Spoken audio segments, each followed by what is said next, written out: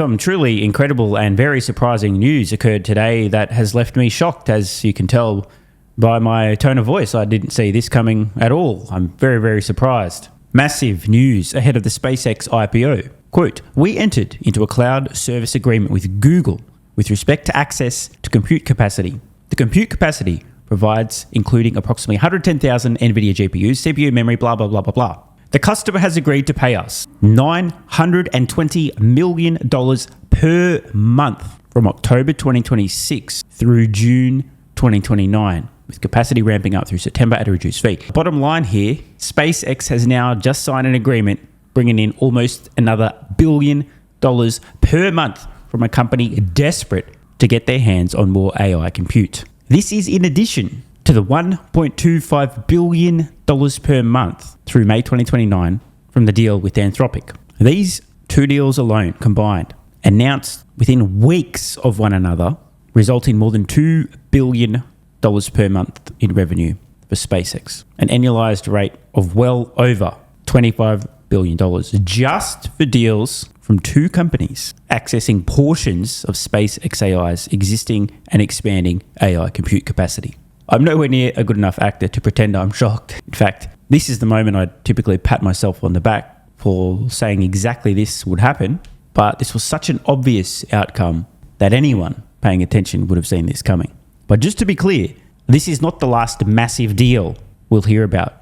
As I've said, it's very clear right now, SpaceX AI has the ability to scale AI compute, as in build it and get it up and running, both faster and cheaper than any other company on Earth. As a result of this, AI companies, well-funded AI companies, all of them, anyone working on AI at scale, will have already had the conversations internally. How much money can we pay SpaceX to access some compute, to train our models, to expand capacity, and to massively increase our revenue almost immediately? Expect more deals to follow.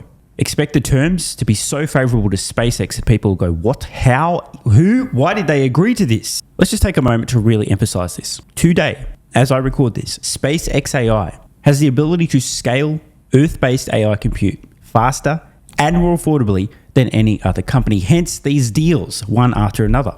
The first question you might ask is, well, why didn't Anthropic or Google just build their own AI compute?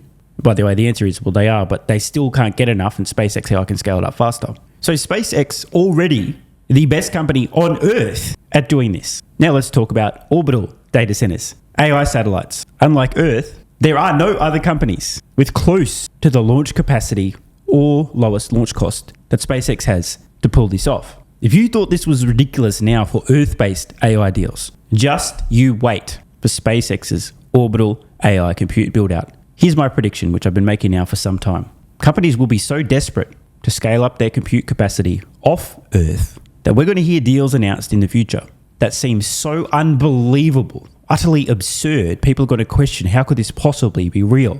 What I mean is, I strongly suspect with deals, partnerships, agreements between SpaceX and other AI companies, where the other companies will be paying SpaceX, throwing tens of billions of dollars in their direction to help SpaceX launch data centers into space. And then in addition, having already partially, if not mostly funded these AI satellites, they will then pay SpaceX for the privilege of accessing them as well on a monthly basis. I don't think investors, generally speaking, have quite figured this one out yet. Bottom line, near infinite money thrown at SpaceX if, as a result of throwing that money at SpaceX, AI companies can access more compute for training and inference. P.S. There's a lot of space in space.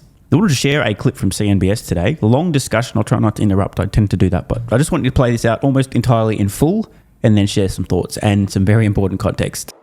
We're embarking on a massive new growth phase, and we need capital for that. Okay. Okay, number two. Another thing is the revenue. Like, I also feel pretty good about like the revenue projections. Meaning like before, like revenue was a little unstable, but now I feel like the revenue is like much more predictable. There was another surprise that dropped last night as well, guys. S&P Global saying it would not change the rules for entry into the S&P 500, which is a blow to SpaceX by preventing it from fast entry into that benchmark.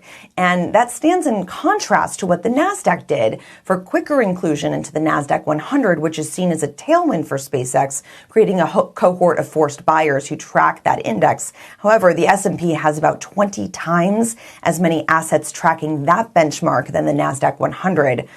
So it's very, very meaningful for this IPO, guys. Oops, I said I was going to try not to interrupt, and yet here we fucking are, but I can't not.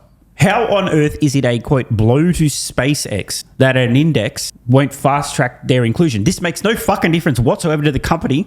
Bro, this has to be one of the straight-up most retarded things I've ever heard on air on CNBS, and that's a pretty high bar. There must be a reason that you would say something so, let's just be real here, retarded, and suggest that an index not fast-tracking SpaceX stocks inclusion would somehow be a, quote, would you say big blow for the company? Please, say more.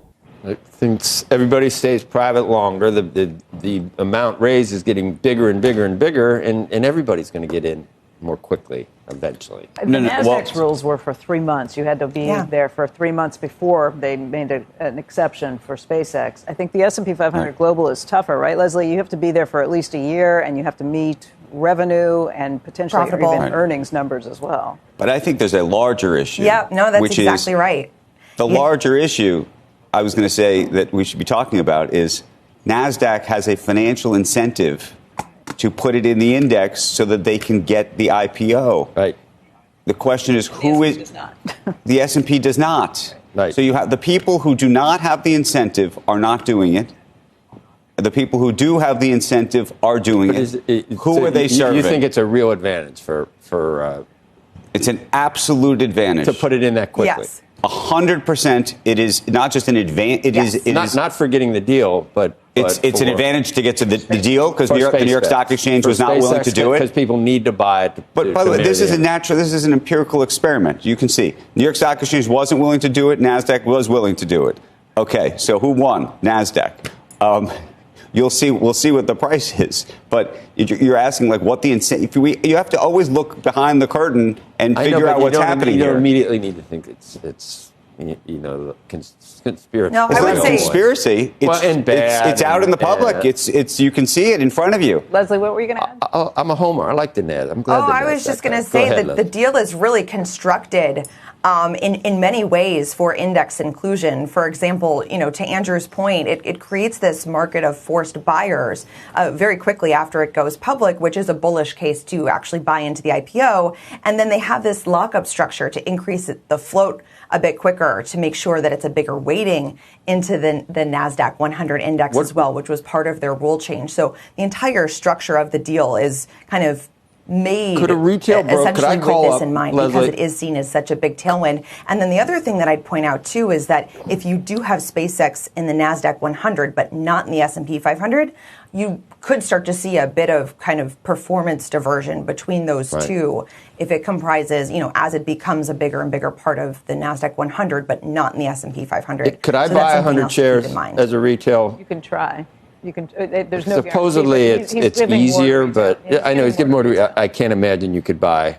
What's it? 135. I can't imagine. Look, there's places that like an average person could buy. Fidelity and Charles Schwab and Robinhood are all going to have some, but that's what I mean. There's just no way though. It's going to be the same. But then the other piece of this is you have only a 4% float. Think about that. Right. One of the reasons you would only have a 4% float is to buoy the stock. I mean, there's all sorts of things happening in terms of how this whole thing is constructed on a relative basis to the full size of the company that are built around this. By the way, I could argue to you the idea that they are going to allow more retail investors into this. They're able to. One of the reasons, arguably, they're able to do that and think that it's going to work is because of the index buying on the other end. So typically, retail investors are considered sort of fast money, that they will sell right into the IPO. Right. If you know on the other end that you have an index that's going to be buying for you, all I'm suggesting is all of the sort of classic price discovery processes that take place in an IPO are going to diverge in this case. It's just different. It's just a different instance. Giving more to retail investors. And the demand was going to be there. I don't even think you need to do anything to try to cheat on the demand. I mean, the demand is going to be ridiculous. Normally, Fidelity requires that you have at least $100,000 in your account for it. I think they're dropping that level to $2,000. You still can't. I guarantee you can't get any. It's like a lottery ticket, right? It's like a lottery. If you have it, you put in for it. You may or may not. The long odds. But man, it was really hard not to interrupt about 600 times during that clip, but I've saved my thoughts until the end. Now, keep in mind, I am just a midwit content creator, not a finance genius on CNBS. But what I believe I was hearing, in particular from Andrew, was a suggestion that an index fast-tracking SpaceX stocks inclusion into said index would create a bullish incentive for retail investors to buy into the IPO. In other words, SpaceX would want fast inclusion into an index, so it would lure in short-term, trader-minded retail investors to buy the stock, expecting that the index inclusion would cause the stock to either go up or just maintain as opposed to potentially coming down. Therefore, SpaceX was trying to engineer fast-track inclusion to pump the stock to lure in more short-sighted retail traders. Not sure that checks out, Andrew. I also believe that I heard words to the effect of the entire structure of this deal was made and built around fast-track index inclusion because it's such a tailwind.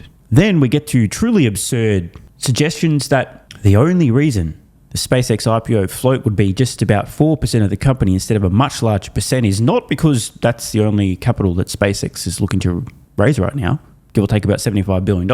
The more stock they issue, the more capital they raise. It's not because they only need, give or take, $75 billion.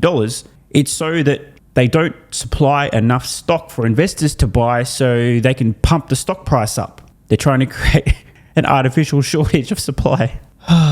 So I believe what I was hearing there, and again, maybe I'm just a retard, is that Andrew is of the impression that SpaceX is attempting to engineer this IPO in such a way that they can lure in a lot of short-term traders who would have the expectation the stock's going to rocket higher and stay higher, and that they've artificially constrained the IPO float to the minimal possible amount, will be raising far less capital than they actually require immediately, and are only doing that to massively reduce supply of the stock. Not because they don't need more than $75 billion at this moment. By the way, the same company who's now got those two AI deals combined bringing in more than $25 billion a year, which didn't exist a couple of weeks ago. It's a lot of cash. Now, I'm going to take the other side of this and say Andrew is completely out of his fucking mind. There may be some companies who would try some shit like this, but you really think a company that's trying to colonize Mars and beyond is going to be bending over backwards to pump the stock up and create a massive imbalance between supply and demand when they already know there's going to be an enormous, overwhelming amount of interest in this stock? So there's no need to artificially constrain supply. Want more content? Early access? A bunch of perks? Click the links in the pinned comment. AG1 has been part of my daily health protocol for almost half a decade. It's packed full of vitamins and minerals and helps me fill in nutritional gaps while supporting energy, digestion, and immune function. It also has prebiotics and probiotics to promote gut health. I take my health very seriously, and so should you. Try AG1 today by visiting drinkag1.com/SMR or click the link in the pinned comment and enjoy a free welcome kit with vitamin D3 plus K2 and AG1 travel packs. That's drinkag1.com/SMR.